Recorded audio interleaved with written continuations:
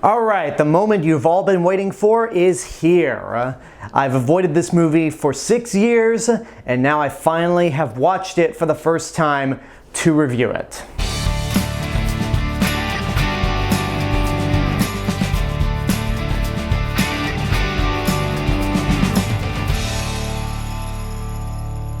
Hey everyone, it's Alexander Robinson. Welcome to the channel, and this is my review for Transformers: The Last Knight, which came out in 2017 as the fifth and final Transformers movie to be directed by Michael Bay, effectively ending the Bayverse. Thank God. This movie takes place a couple years after the events of Age of Extinction. Transformers are still very much outlawed. Optimus Prime left Earth behind to try to find his creator, but he ends up crash landing on Cybertron, is under the control of Quintessa, and Cybertron is headed on a collision course towards Earth because it turns out Earth is not actually the planet we all thought it was. It is Unicron. Let me take you back to the year of 2017, and I want to focus specifically on the movies that came out that year, because the overall year itself was kind of a mess. But in terms of movies, I said this before and I'll say it again, 2017 was the best year for movies in the last decade, because there were a lot of fantastic gems, many of which were movies that made it on my top 10 list, like Get Out, Logan, The Shape of Water, The Last Jedi, yeah I said it, suck it Fandom Menace, Wonder Woman, Coco, and Blade Runner 2049. Now, all of these were fantastic movies, and it was such a massive year that I ended up having to make a top 20 list for movies rather than a top 15 or top 10. But that's not to say there weren't any bad movies that came out in 2017, because there were some stinkers. This was the year we got the worst Pirates of the Caribbean movie with Dead Men Tell No Tales. Dead Men Tell No Tales. It's been a while since I've heard that. We got the single worst animated movie ever released by a major Hollywood studio. We got this incomprehensible mess, which is one of those so bad you have to see it to believe it movies. And then we got the theatrical cut to Justice League, which I still like as a guilty pleasure, but for being the first live-action Justice League movie, at best it's okay, and a Justice League movie should not just be okay. It should be one of the greatest movies ever made, a task that, even with the Snyder Cut, still has yet to be accomplished in my opinion. But whatever, that's a different topic all itself. The point was, there were a lot of really great movies that came out in 2017 and a few stinkers.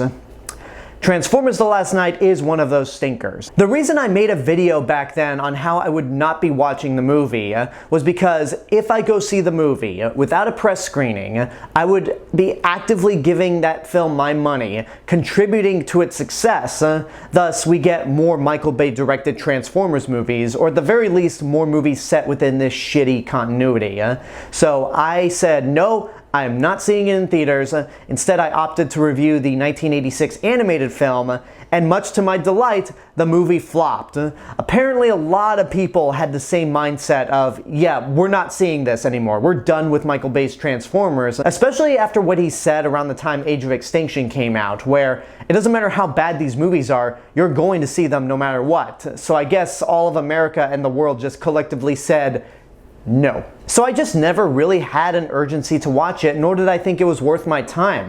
That was until I decided to review the other Michael Bay Transformers movies this year because of Rise of the Beast. And some people asked me, are you going to be reviewing The Last Knight? And I thought, you know what? It's been 6 years. I don't have to worry about renting this movie and contributing to the success of it because it was a failure. And this series is dead already, so me renting this film to watch it won't contribute anything. It won't restart the Michael Bay series, and Michael Bay has moved on from Transformers. It was clear that he wanted to move on for a long time. And a lot of people basically said, good luck, buddy. This is the worst of the Transformers series. So after finally watching this movie for the first time, so I can review it, I wish I had never watched it. However, I say I wish I'd never watched this movie, not for the reasons you all are probably thinking I'm saying that. I'm just gonna get this out of the way right now.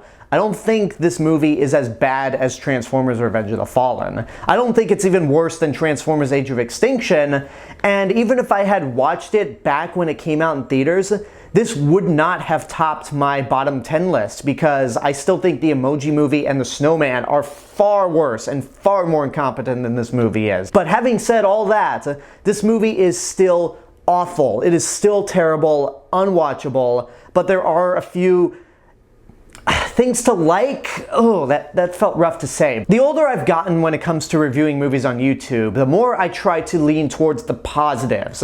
Even with something I absolutely despise, I try to look at it and see if there's anything I can like or say that's competent. And there are some minor improvements with Transformers: The Last Knight that makes it better than the even-numbered Michael Bay movies. Now, some of these compliments are legitimately backhanded, but in terms of the stuff that I think are actual improvements, I like the opening sequence, not the ones with the knights, but after the title card where we see the kids in Chicago and Isabela Moner's character is living among the wreckage and the Ed 209s are fighting Bumblebee and Cade Yeager.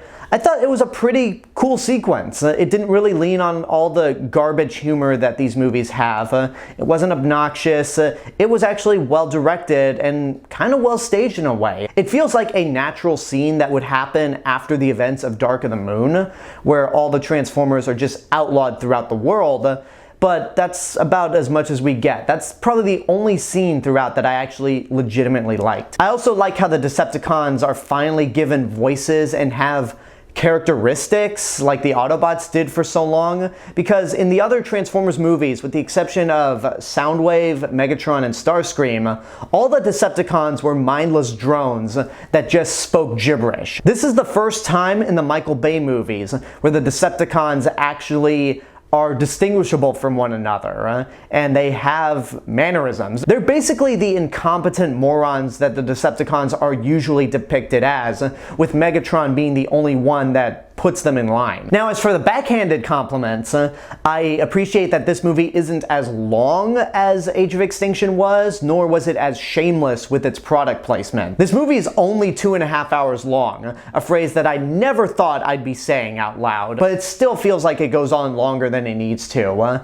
There's also some really unintentionally funny moments throughout, mainly with Anthony Hopkins' character. After the scene where Anthony Hopkins pretty much goes over the laundry list of historical figures that knew about the Autobots, the government arrives at his house. Anthony Hopkins goes, "Quickly!" and he does the most old man run you've ever seen in a movie. That had me laughing. There's a sequence near the end where Megatron kills Anthony Hopkins by going, "You wretched human!" blows him up, and Anthony Hopkins goes flying across the air. That had me laughing hard, as well as the sequence near the end of the film where Optimus Prime Spartan kicks Megatron out the ship, and there's a long shot where we see Megatron fly out in slow motion. That hit me hard with laughter. And also knowing that this is the last of the Michael Bay Transformers movies, I just feel at peace. But that's all I have to say in terms of the positives, even if most of them were backhanded compliments. Everything else is just exactly what you expect from one of these movies. I'm not even mad. It's just very much the reason why I didn't bother to see this when it came out in theaters, and why I avoided it for 6 years. It's like, we all knew this was going to happen, and when I watched, read, and listened to the reviews that came out during its theatrical run, I thought, yeah, this is exactly what I thought it was going to be. Now, granted, there are some really bizarre things that happen in this movie that theoretically should make this one of those so bad it's good movies. The Transformers have been around since the King Arthur days, which, yeah, King Arthur was not a fictional character at all. Thinking about this stuff makes it sound funnier than it actually is.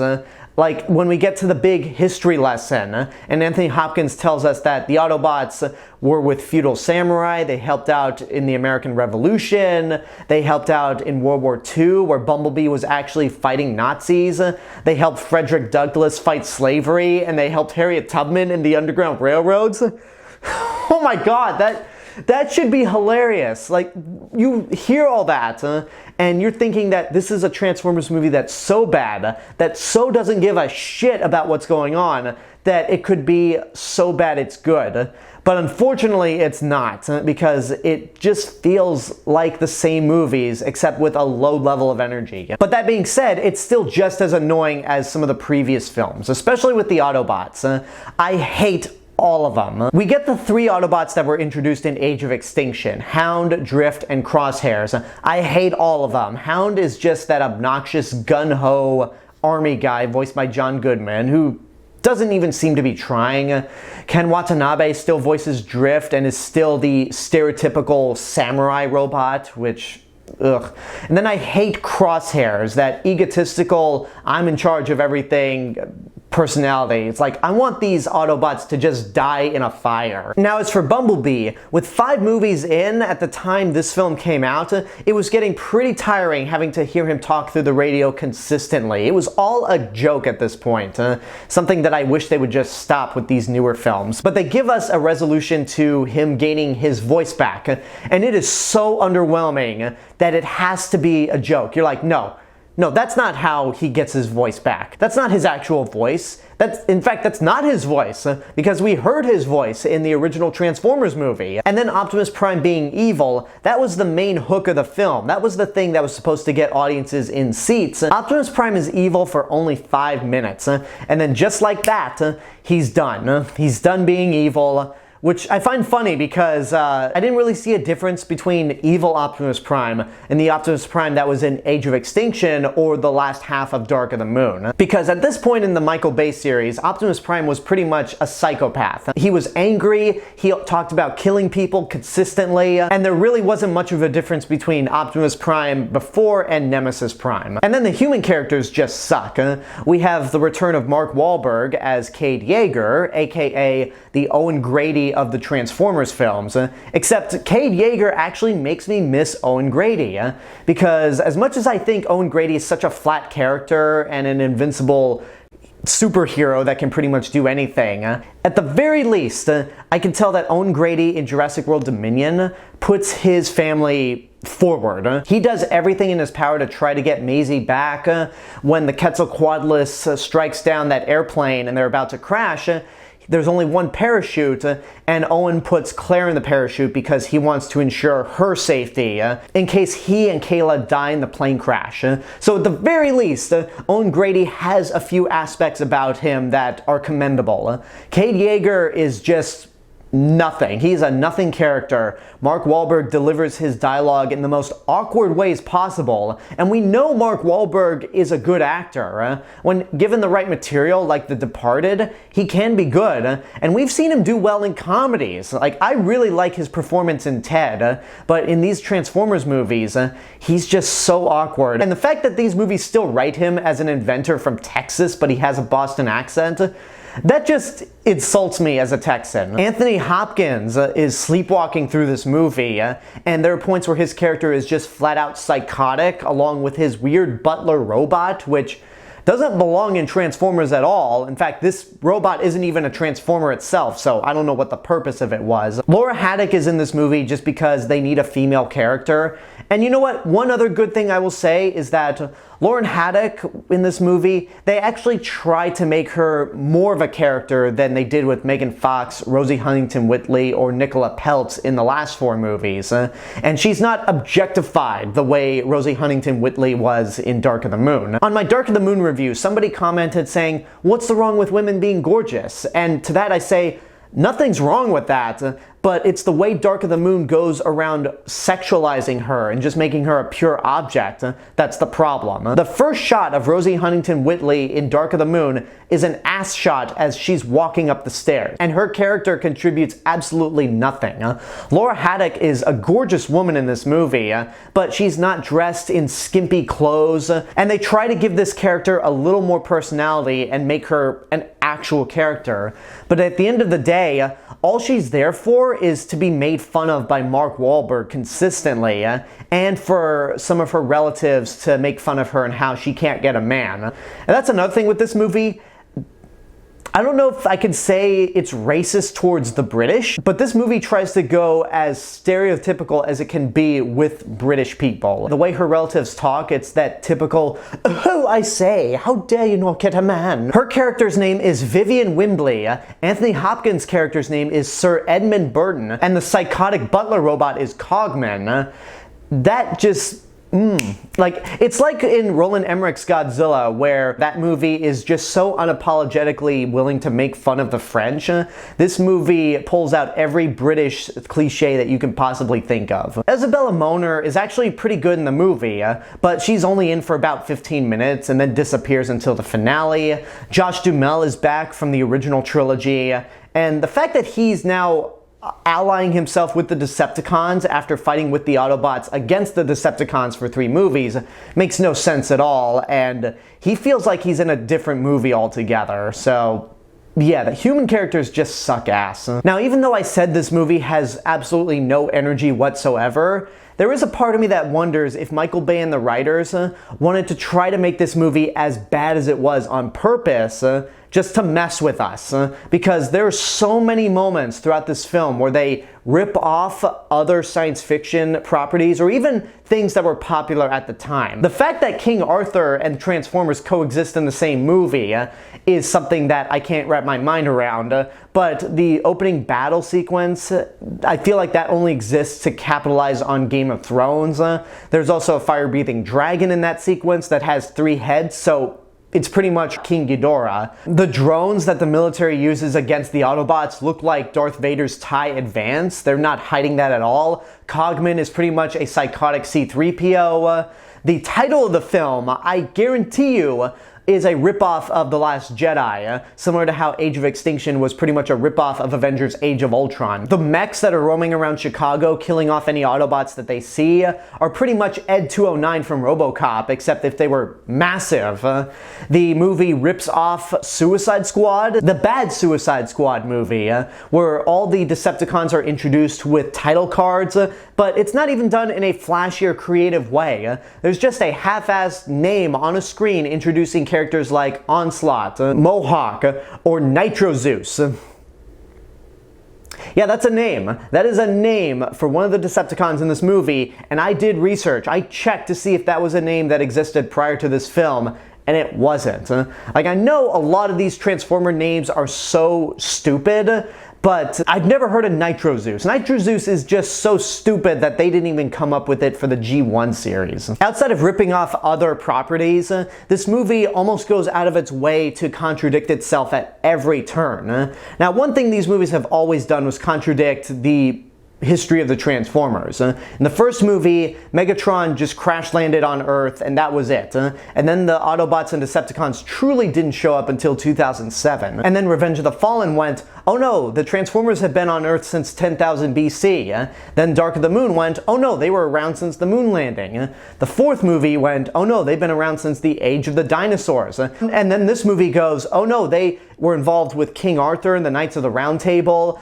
All these historical figures knew about their existence and the Autobots cooperated with them. It's like, pick one. Pick one thing you want to stick with, and this series can't make up its mind. And then also I mentioned Bumblebee's voice. When Optimus Prime hears it again, he says, I have not heard your voice since Cybertron fell. I'm like, no, you heard his voice back in 2007, and it was completely different, and let's be honest, weirder. Both these voices in the Michael Bay Transformers movies for Bumblebee are not what I expect with this character at all. The movie doesn't even explain how Galvatron ended up being back to Megatron again. And then there's Starscream's head. I know this is a minor thing, but it just bugged the hell out of me. Mark Wahlberg is running a junkyard in this film. And then there's an ugly looking Autobot voiced by Steve Buscemi who says, look what I brought from Buffalo, New York. Starscream's head, and it looks like it was cut clean off, even though we saw it blow up in Transformers Dark of the Moon. In Chicago, no less, which is not even in the same area or time zone as Buffalo, New York. All of these contradictions show how little they cared. I'm not talking about the writers of this movie specifically. I'm talking about everyone who has touched the Michael Bay Transformers films creatively. They didn't care at all about continuity whatsoever. And the biggest cardinal sin of this movie in terms of filmmaking and competence is the aspect ratios. I'm not going to go into this for too long because what's said about the aspect ratios in this movie has been said before, but it's so irritating and irresponsible that the movie just switches between 3 different aspect ratios throughout throughout the same scene, and it's obnoxious. I really get the impression that a lot of this movie was Michael Bay purposely trying to make the worst movie he could possibly make. And I don't think he succeeded because, well, it's awful. It is terrible.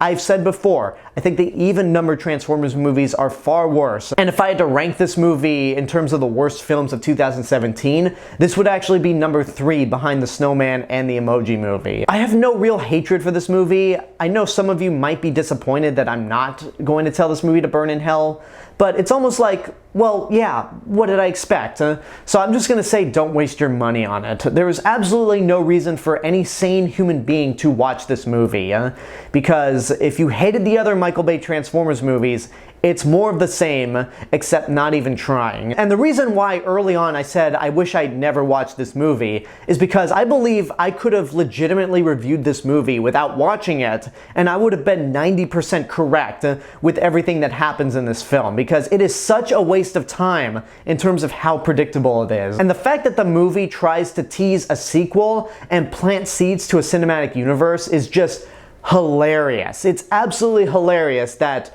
all these seeds and that cliffhanger go nowhere. It goes absolutely nowhere despite the producer's best efforts to try to convince us that Bumblebee and Rise of the Beasts are in the same continuity as these movies, which they're not.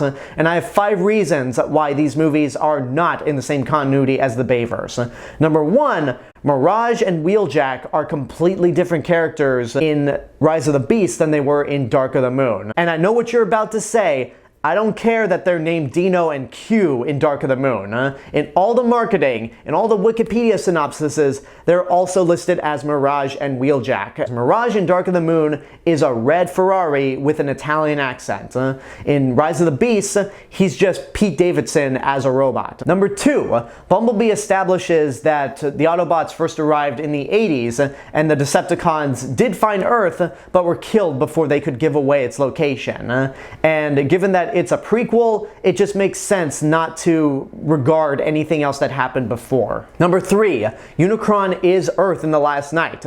Don't ask, it's stupid. Whereas in Rise of the Beast, he's the planet eater that he was first depicted as in the animated film. Number 4, Bumblebee's voice is entirely different. In the first Transformers movie in 2007, he had this low-level British accent.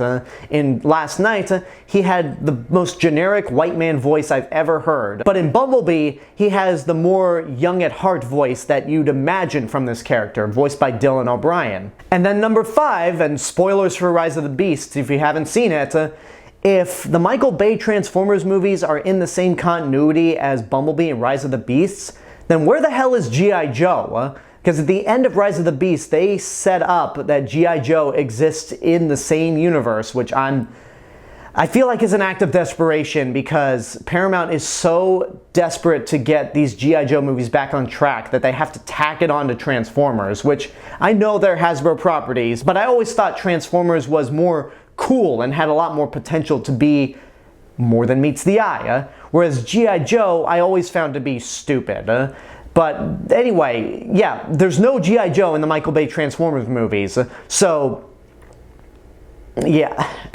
Yeah, it's foolish to think that the Bayverse and these newer movies are even connected when the best thing to do is just keep them separated. That old series is done. It died off with this turd right here. Let's enjoy what we have with these newer films and hope they get better as they go along, because I still like Rise of the Beasts, but there's a lot that's wrong with that movie, and I think that improvements need to be made. It's a step in the right direction, but I want to see them do better. As for The Last Night, I have nothing else to say. It's a turd on a stick, but again, I think the even-numbered Transformers movies are worse, and it's just tiring at the end. I didn't watch this movie and finished it angry. I just felt exhausted. Like, oh my god, thank Christ, it's done. And there you go, that's my review for Transformers The Last Night, and this concludes another set of retro movie reviews. I'm going to be taking a break for the next 2 months in terms of retro reviews. I'll be back in October with my annual Halloween reviews, and I got some catching up to do since last Halloween I caught COVID,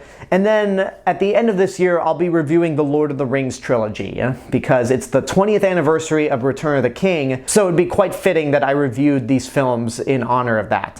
And then next year, I have something special planned in terms of retro reviews. I won't say what it is right here. I'll make that announcement the closer we get to the end of this year. So thank you guys for tuning in, thank you for subscribing, and keep your eyes open for some other special videos in the future. But until then, I want to know what you guys think about Transformers The Last Knight. If you've seen it, what did you think? Whatever the case may be, let me know in the comments below. Don't forget to like the video, subscribe to the channel, and hit the bell button to get notifications.